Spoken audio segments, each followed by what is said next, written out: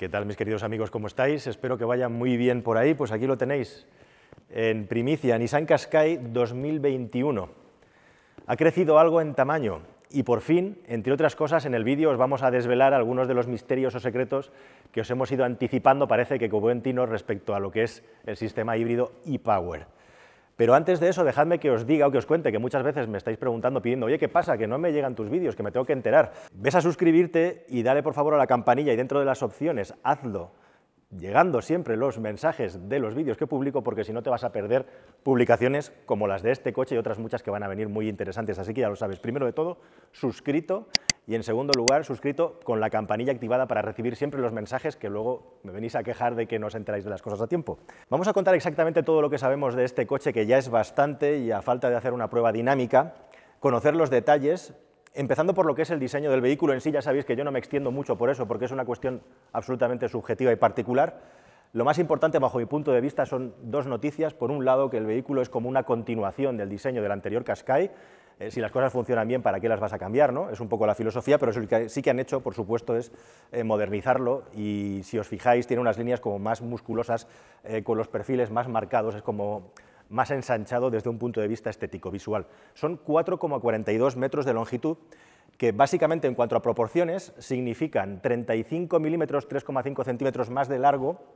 También ha crecido a lo ancho en 32 centímetros e igualmente es 10 centímetros más alto, prácticamente imperceptible. Pero lo más importante es que la distancia entre los dos ejes ha crecido a casi 3 centímetros y según Nissan toda esa ganancia extra normalmente cuando se hace algo así es para darte un poquito más de espacio en el interior. Y ahora vamos a ver cómo han quedado esas cotas, también metiéndome yo dentro. Bueno, volviendo al asunto estético, ya veis que una de las cosas que cambia sobre todo es la mirada del coche. Aquí la inclusión, como ocurre en otros muchos productos de la industria, de los faros LED, hace que tengas un poco más de creatividad y que puedas hacer filigranas como lo que ves aquí, que es lo más interesante. Hay dos versiones, por cierto, de faros. Las versiones más altas, siempre siendo full LED, tienen una matriz de LEDs con 12 elementos por cada lado, lo cual nos da funciones de iluminación avanzadas. Otras cosas en las que se han trabajado, por supuesto, en un vehículo, en este y en cualquier otro, pero además un vehículo tipo SUV en el que los consumos son muy importantes por los temas fiscales, entre otras cosas, es en el asunto de la aerodinámica. Por debajo se supone que los bajos están mucho más carenados que antes. Además tenemos aquí dos entradas de aire que se supone que no son decorativas, sino que tienen una función de dirigir el aire a donde nos interesa, y además la parrilla es activa. Buscando coche nuevo, entra en carwow.es y mi equipo te ayudará a encontrarlo y conseguir el mejor precio. Entra en carwow.es, compara y te damos el mejor precio para tu próximo coche. Pero también es muy importante en un vehículo de este tipo también la reducción de peso, que para mí es incluso más significativa. Según Nissan, este vehículo, que tiene la plataforma CMF-E, ha adelgazado 60 kilos, hasta 60 kilos respecto a la versión anterior, y mucho de ese adelgazamiento se va en lo que es la propia concepción del coche, pero también los materiales. Ahora, lo que es el recubrimiento de las puertas y el capó, incluso las aletas, están hechas de aluminio. E igualmente, parte de los componentes mecánicos, como os voy a contar a continuación con el sistema de hibridación ligera, están concebidos también para reducir peso. Las versiones Mild Hybrid tienen un aumento de peso de nada más 22 kilos respecto, bueno, pues a un vehículo que tuviera un motor de combustión sin una hibridación ligera, como es el caso. Y esa es una de las grandes noticias también que trae el Qashqai nuevo, y es que se acabaron las mecánicas diésel en este coche. Solamente tenemos dos motorizaciones, un 1.3 turbo de gasolina y el e-Power con el motor 1.5 turbo, que además trae, pues eso, una hibridación muy específica. Ahora os cuento todos los detalles, y entre otras cosas además tiene un sistema de compresión variable. Tengo un vídeo muy chulo, muy bonito, en el que explico la compresión variable de la casa a través de la marca Infiniti. Aquí arriba os dejo un enlace por si queréis verlo. Yo os recomiendo que os quedéis hasta el final y os lo enlazo al final del vídeo. Bueno, como digo, todo un rediseño del coche, también en el interior, una pequeña ganancia de espacio en el interior que ahora vamos a comprobar relacionada con el pequeño crecimiento del vehículo. Todos estos coches SUV están entre los 4,35 y 4,55 metros, crossover le llaman aquí. Este está en 4,42, pero quizá donde más sale bien parado respecto a estos cambios de dimensiones es en el asunto del maletero, en el que, según la marca, ahora declara 504 litros de capacidad. Esta versión que nos han traído de demo tiene un maletero con doble fondo, en el que hay como un organizador con dos cajones. Como podéis ver, el primer cajón se puede fijar para poder cargar aquí tranquilamente, el segundo no.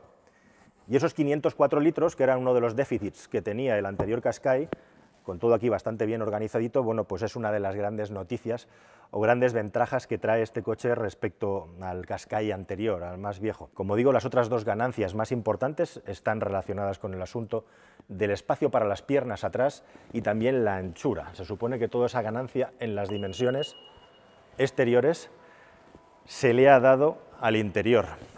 Con un nuevo equipamiento multimedia también y una pantalla de TFT que vais a ver a continuación, pero antes de meternos en el interior, dejadme que os hable un poco más de cómo queda la gama de motorizaciones. Como habéis visto, la primera noticia y más importante es que se acabaron las versiones diésel. Tenemos de acceso un motor 1.3 de gasolina, mild hybrid, además con 140 o con 158 caballos de potencia. Esos motores, que básicamente es el mismo con dos programaciones distintas, pueden tener además la posibilidad de disponer de un cambio automático, que en este caso es de variador continuo. Yo creo que ya prácticamente no existe ninguna marca japonesa que tenga un cambio de convertidor de par. Se supone que son cambios más eficientes y también más ligeros.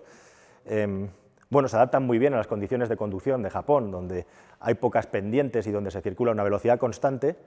Son cambios muy suaves, son cambios muy silenciosos, excepto cuando les pides mucho, ¿no?, en el que el sonido puede subir de una manera importante en el interior. Veremos qué tal funcionan en estos. Y es una red de 12 voltios en lugar de los 48 voltios típicos, según Nissan, básicamente por una cuestión de coste-eficiencia. Es decir, con la red de 48 voltios podríamos haber tenido una batería un poquito más grande. Estamos hablando siempre de baterías de iones de litio, son motores que se llaman ALICE, de Lithium Ion System. Al final, traducido a números, la reducción en emisiones de CO2 es muy pequeña. Yo no sé si en el consumo homologado, que todavía no sabemos, va a arañar alguna décima o no respecto a una versión que no tuviera esta hibridación ligera, pero como no se van a vender, pues no lo vamos a saber. 0,4 gramos de CO2, 0,5 gramos de CO2, o mejor dicho, 4 o 5 gramos de CO2, mejor. No sé si eso redunda en alguna décima extra menos. Pero bueno, sin saber aún todavía los consumos homologados que va a tener este coche, sí que os puedo decir que la versión e-Power, la 1.5, que seguro que es la que todos estáis deseando de saber, va a tener un consumo, según Nissan, que va a ser idéntico al del 1.5 diésel que tenía anteriormente, con mucha menos potencia. Estamos hablando, pues probablemente, de un consumo homologado que va a estar entre los 5,1, 5,2, 5,4, 5,5 litros a los 100. 5,3 está ahí en el punto intermedio, vamos a ponerle una décima arriba abajo, ahí se va a quedar. Estamos hablando de un consumo de menos de 5,5 litros con un motor de gasolina, un sistema híbrido en definitiva, con casi 200 caballos. Hablamos de 190 caballos de potencia. Así que si os parece, llegados a este punto y antes de meternos dentro, enseñar el espacio interior y todo lo que traen de nuevo en el sistema multimedia, más todo lo que os voy a contar de sistemas de asistencia a la conducción, vamos a centrarnos en el sistema e-Power, en el sistema híbrido, qué tal funciona, no sin antes dar el dato y decir, que estaréis muchos diciendo, ¿cuándo va a decir el precio? Bueno, pues el precio todavía no lo sabemos. Sí que va a haber una versión especial, de la que se van a sacar 1.750 unidades. Esta versión especial se va a empezar a entregar este verano, ya la puedes pedir según estás viendo este vídeo, si es que quieres ser uno de los primeros. Se va a vender en principio con el motor 1.3 y vas a poder elegir entre la versión normal y la automática, con un equipamiento específico también de lanzamiento muy completo, lo va a llevar prácticamente todo, y el precio va a estar rondando los 33.000 y pico euros, más o menos, entre 33 y 34, no me han dicho la cifra concreta. Ya sabéis que hoy en día prácticamente tienes que ser un mago, un adivino, para saber cuál es el precio real de un coche. 275 euros de cuota mensual, que lógicamente tendrá una cuota de entrada, una cuota de salida, bla, bla, bla, bla, bla, bla, pero poneos por ahí la estimación de que 33, 34.000 euros aproximadamente va a ser el precio de esa versión de lanzamiento. Y también la versión e-Power híbrida llegará en 2022. Hasta entonces cubrirá todo el espectro de mercado, las versiones 1.3, como digo, de 140 y 158 caballos, híbridas ligeras, que sin duda son las que más se van a vender con diferencia. Y ahora, si os parece, vamos a hablar un poquito de qué es lo que nos trae realmente el e-Power y cuáles son esos detalles que nos faltaba por conocer sobre este innovador o novedoso, podríamos decir, sistema híbrido de Nissan. Bien, lo primero de todo y más importante, en un vídeo anterior levantábamos la liebre de si este coche, con su particular sistema de hibridación, en el que siempre va a estar impulsado por un motor eléctrico, podría ser considerado como un vehículo eléctrico de rango extendido, aunque tenga un motor térmico. Aquí está dada la vuelta al calcetín, puesto que la batería que tiene, como os voy a contar a continuación, es muy pequeña, pero lo importante es que este coche siempre, el 100% del tiempo, está impulsado por un motor eléctrico de 190 caballos. Y eso es distinto a lo que existía hasta la fecha. Lo más parecido son los híbridos enchufables, específicamente los de rango extendido, los vehículos eléctricos de rango extendido, que tienen un motor de apoyo que funciona como generador para mover el motor térmico o las baterías en este caso. En este caso estamos hablando de lo mismo, solo que con una batería mucho más pequeña, como ya os he contado. Me han confirmado en Nissan que están hablando con la DGT para intentar conseguir, en base a esta concepción técnica especial que tiene el coche, la etiqueta de cero emisiones. Bajo mi punto de vista, sabiendo lo que sé de lo que se está cociendo dentro de la DGT sobre el tema de las etiquetas y los cambios y restricciones que va a haber, a mí me extrañaría mucho que consiguiera la etiqueta cero, pero no hay que descartarlo al 100%. En todo caso, puede ser esa nueva etiqueta cero con algo de descafeinado que está por venir y de la que nos vamos a enterar este verano seguramente, en la que se va a marcar una diferencia, yo creo, mucho más clara entre los vehículos híbridos enchufables, rango extendido o cosas especiales como esta, y los vehículos puramente movidos por batería. Pero la cuestión aquí es que este sistema e-Power de Nissan ya existe de hace unos años y existe en Japón con un motor 1.2 turbo de gasolina que en este caso se ha cambiado por un 1.5 turbo de gasolina también de 3 cilindros, con una derivación de ese motor que también es de 3 cilindros, es un tricilíndrico 1.5 turbo de gasolina y, como digo, con la particularidad de tener compresión variable para hacer que el motor dé lo mejor de sí mismo en una cosa muy curiosa e interesante, y es que los regímenes a los que trabaja el motor son estacionarios, están preseleccionados, predefinidos. O sea, no estamos hablando de una curva de entrega de potencia continua y armónica, sino que tenemos escalones en los que el motor va dando más y más régimen en función de lo que le está pidiendo la batería. Esa es una diferencia muy importante. Es un motor generador, cuya misión es cargar la batería de la manera más eficiente posible, por eso no hay cambio de marchas tampoco, es una de las grandes ventajas de un sistema como este. El otro gran secreto o misterio es si había algo especial a nivel de batería, una batería más grande o otro tipo de sistema de acumulación de energía. No, de hecho es exactamente la misma batería que lleva el Nissan Note o el Nissan Serena, esto es 1,5 kilovatios hora de acumulación de energía. Y con esos 1,5 kilovatios hora, que es más o menos lo mismo que tiene cualquier vehículo eléctrico de estas características, sea de Toyota o sea de Ford, por ejemplo, pues tenemos cubierta una parte, un rango de la utilización del coche. ¿Qué es lo que ocurre si le tenemos que pedir al coche, por el motivo que sea, una aceleración más fuerte o una entrega de potencia especial? Recordad que estamos hablando de un motor eléctrico de 190 caballos, que es el que siempre va a mover a este vehículo con esta arquitectura o este diseño de coche híbrido en paralelo, en el que hay además un motor de gasolina, este del que os estoy hablando, que tiene 157 caballos de potencia. Motor generador, 157 caballos, motor eléctrico, 190 caballos, entre medias hay un generador igualmente, y tiene que haber también un conversor para lanzar la energía en corriente continua hacia el motor eléctrico, o sea que no es un sistema especialmente sencillo tampoco, no eliminamos muchas partes, pero una de las cosas que sí que eliminamos es una caja de cambios. Y como estaba diciendo, ¿qué es lo que pasa cuando pisamos a fondo y no hay suficiente energía en la batería? Pues que directamente el sistema es capaz de saltarse todo el sistema de alimentación de la batería, que a su vez alimenta al motor eléctrico, para darle directamente la energía al motor eléctrico sin pasar por la batería. Ahí está el misterio, ahí está el secreto de funcionamiento. Tiramos de esa batería de 1.5 kilovatios hora. Que la batería no es suficiente, directamente el motor le da la energía al motor eléctrico, transformada siempre en electricidad, por supuesto. Y ya está, es así de sencillo. Como os estaba diciendo al principio, estamos hablando de unos consumos estimados que van a estar ligeramente por encima de los 5 litros, y aquí está una de las grandes cuestiones, porque aproximadamente 5,3 litros, 5,2 marcan el borde, el salto entre estar en los 120 gramos de CO2 o no estar. Así que ahora mismo yo no lo sé, pero vamos a ver si Nissan es capaz de homologar este coche por debajo de los 120 gramos de CO2, que sería una gran noticia, o si al final se queda por encima. Si se queda por encima va a ser por los pelos, por unos pocos gramos. E igualmente habrá que ver qué tal funciona. Yo vengo ahora de conducir, estoy conduciendo, según grabo esto, un coche con el sistema e-Tech de Renault, que creo que aunque conceptualmente y técnicamente son distintos, el resultado que dan en la práctica es parecido respecto al grado de conducción, y en ese coche, como en este, sí se nota mucho que estás tirando de un motor eléctrico con todo lo que eso tiene de bueno respecto a par, respecto a capacidad de empuje.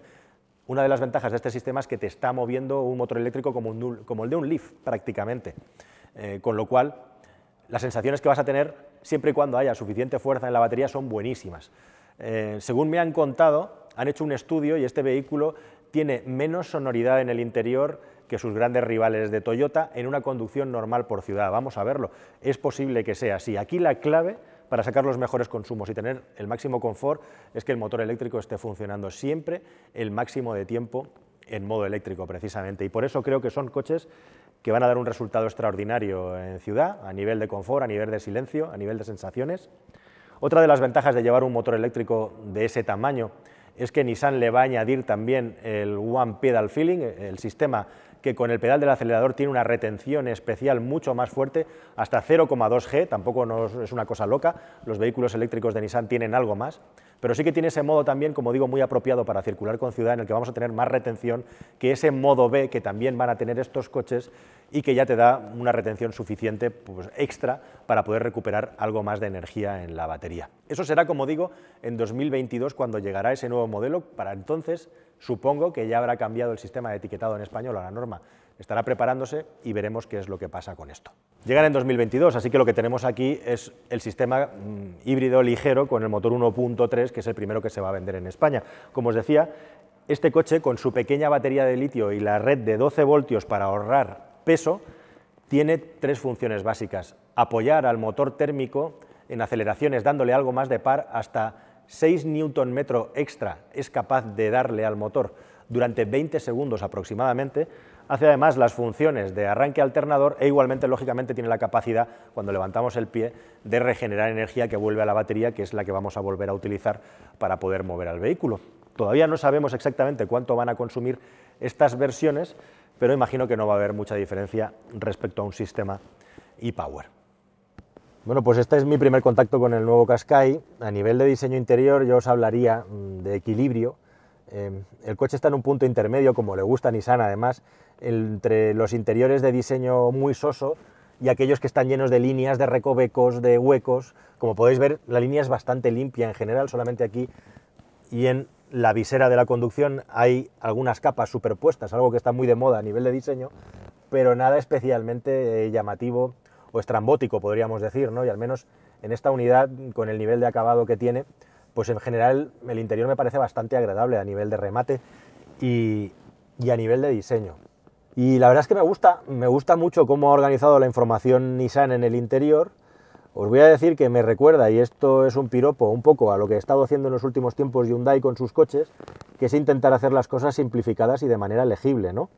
Hay un montón de detalles sobre el equipamiento, tanto multimedia, con conectividad a los teléfonos móviles, algunos ya, en el caso de Apple, inalámbrico, y también lo que podemos hacer con nuestro teléfono móvil interactuando con el coche. Por ahí la cosa se hace muy compleja por la cantidad de opciones que tenemos, pero lo que son los interfaces de comunicación con el conductor, lo que nos encontramos aquí es una pantalla táctil de 9 pulgadas, algo menos de lo que viene siendo habitual últimamente. Es una pantalla muy legible, bueno, pues con una calidad intermedia, diría yo. No sé si podéis llegar a ver cómo fluye a la hora de pasar por los menús, con la típica organización de docks en los que podemos ir poniendo aquello que nos interesa más. Tenemos una línea de botones con accesos rápidos, aquí la tenéis debajo, además con la posibilidad de poder reposar la mano mientras vamos conduciendo para poder tocar el botón bien. Son botones fáciles de acceder, botones, no mandos táctiles. Y luego lo que llama la atención también, en este caso lo que se ha decidido, como veis, la disposición es pantalla, aireadores, sin hacer grandes alardes o filigranas tampoco a la hora de sacar el aire frío y caliente, y abajo un climatizador que es como extendido, muy grande, con mandos clásicos, con ruletas y con botones, que quién iba a decir que en los tiempos que corre sea algo de agradecer, pero a mi juicio es así, pues que para manejar la climatización prácticamente no tenemos ni que desviar la vista de la carretera ni un segundo, ¿verdad? Así que, bajo mi punto de vista, me parece todo un acierto el hecho de teniendo como tiene una pantalla táctil, como podéis ver, cómo se ha simplificado todo a nivel de poder acceder a la información. Bueno, voy a trastear un poquito, con vuestro permiso, acompañadme también para ver la calidad de las grafías, de los mapas. La capacidad de respuesta parece bastante buena, al menos a la hora de moverme por dentro de la pantalla de la cartografía del navegador. Lo podéis ver que no hay tiempos de refresco. Básicamente sería fácil de leer, fácil de utilizar y accesible, sin grandes alardes de diseño, incluso con las dos ruedas del volumen. Y luego lo que tenemos además es una gran pantalla TFT de 12,3 pulgadas, si no me falla la memoria, con unas grafías también muy típicas de Nissan. Esto sí que es una novedad, con la que podemos acceder a la información pues de una manera muy grande y muy gráfica, también muy legible, una pantalla de buen tamaño, bien protegida. Yo estoy dentro de un plató ahora mismo, así que habría que salir a la carretera para ver qué tal le afecta la luz, Y lo tercero, interesante e importante que tiene este coche es que tenemos un head-up display de gran tamaño, no tenemos laminita, aquí tenemos una proyección directa, y el head-up display en sí llega a tener algo más de 10 pulgadas de tamaño, con lo cual se convierte en un tercer interfaz de comunicación realmente con el conductor y me parece un avance muy bueno, muy interesante en este coche. E igualmente también, como veis aquí, está todo muy limpio y despejado en lo que es la consola central. Tenemos un hueco generoso para poder colocar el móvil y cargarlo de manera inductiva, 15 vatios. Es un cargador inductivo bastante potente. Y lo que tenemos también es un nuevo mando para el cambio automático, secuencial, como veis. Fácil de agarrar, fácil de coger, accesible. Aquí tampoco hay inventos ni alardes especiales. Y el tacto me parece bastante bueno, como digo. A continuación, una ruleta en la que podemos cambiar los distintos modos de conducción que tienen su espejo en la instrumentación Eco Sport, Standard y Snow. E igualmente un modo off-road. No os lo he dicho, pero la versión ePower tiene igualmente 3 modos de conducción: Eco, Normal y Sport, en el que en el normal se prioriza la presencia del motor térmico para dar siempre la misma potencia disponible, mientras que en el Eco es lo contrario, se intenta mover el vehículo de la manera más eficiente siempre posible por encima de las prestaciones. El modo normal, pues el modo equilibrado para todo uso. Una de las cosas en las que Nissan dice que ha trabajado es para dotar, como digo, al interior de más espacio y más anchura para los ocupantes de las plazas delanteras. Hay algo más de separación entre el puesto de conductor y el puesto del acompañante. Y esta es la posición más baja en la que se puede conducir. Yo estoy ahora mismo en el coche con este techo doble de cristal que transmite una luz muy agradable y la posición pues es puramente de un vehículo de este tipo, algo sobre elevada. Vemos un poquito el capó ahí delante, sin muchos alardes igualmente. Y un detalle interesante también a nivel de visibilidad es que ahora los retrovisores están puestos en las puertas en lugar de en la carrocería, lo cual ayuda a tener una mejor visibilidad. Bueno, aquí en las plazas delanteras, en general, salvo en las partes, la franja media-baja, donde los plásticos sí que son más duros y más económicos, pues como ocurre en muchos coches, además, por lo que veo, la guantera está articulada y tiene un freno, ahí lo veis, pues tenemos una parte mucho más vistosa y lujosa, y aquí abajo es a donde se ahorra. Afortunadamente, este túnel central que tiene la parte donde toca con la rodilla ligeramente acolchada, lo cual si estamos conduciendo por una carretera de montaña o queremos llevarla ahí apoyada, pues nos va a ayudar un poquito. Y hueco para 2 bebidas y un pequeño hueco debajo del reposabrazos con tomas USB delante y detrás, que además son de los 2 tipos. El estándar de toda la vida y el USB-C que se lleva ahora, lo cual no parece, por cierto, una mala decisión, no fiarlo todo a un único sistema. Comentar además que en el diseño de la pantalla se ha decidido poner la pantalla resaltando por encima, aunque la línea de la pantalla, el espacio que queda aquí de visibilidad, de nuevo con todo lo que hay que colocar en medio, pues es un poquito justo, como podéis ver, pero la línea de la pantalla está enrasada más o menos con la parte más alta del salpicadero, o sea que realmente no sé, si esta pantalla estuviera más abajo no nos estaría quitando visión por aquí delante. 2 cosas interesantes antes de entrar en el interior: se nota bastante lo que os contaba sobre la fabricación de las puertas, que están hechas en aluminio, y una cosa importante es que la puerta trasera es capaz, como veis aquí, de abrirse de una manera absolutamente perpendicular al coche, 90 grados, lo cual deja un espacio pues muy amplio y muy interesante para poderte subir con el máximo de comodidad, algo que no está en absoluto de más. Respecto al espacio en el interior, según Nissan ahora es uno de los vehículos líderes en espacio para las piernas, con la ganancia que le ha dado el aumento de la distancia entre ejes, entre los 3 mejores de la categoría. Este sería la posición en la que una persona pues de unos 75, unos 78 iría conduciendo, y ya veis que tengo pues suficiente holgura, parece. Y una buena noticia es que hay además un rebaje en el asiento que no solamente permite meter los pies por debajo, sino que además incluso un poquito más, ¿no? Es una buena idea eso. Tenemos 2 salidas de aireadores atrás y los puertos USB de los que os he hablado, y alguno de vosotros me pedía que pusiera en una posición muy retrasada el asiento del conductor. Realmente si la echas del todo para atrás tiene muchísimo recorrido. Por cierto, tienen memoria los asientos, y además cuando te bajas del coche ellos solos se echan un poquito para atrás para facilitarte el acceso una vez que vuelves. Y bueno, para alguien ya mucho más alto, pues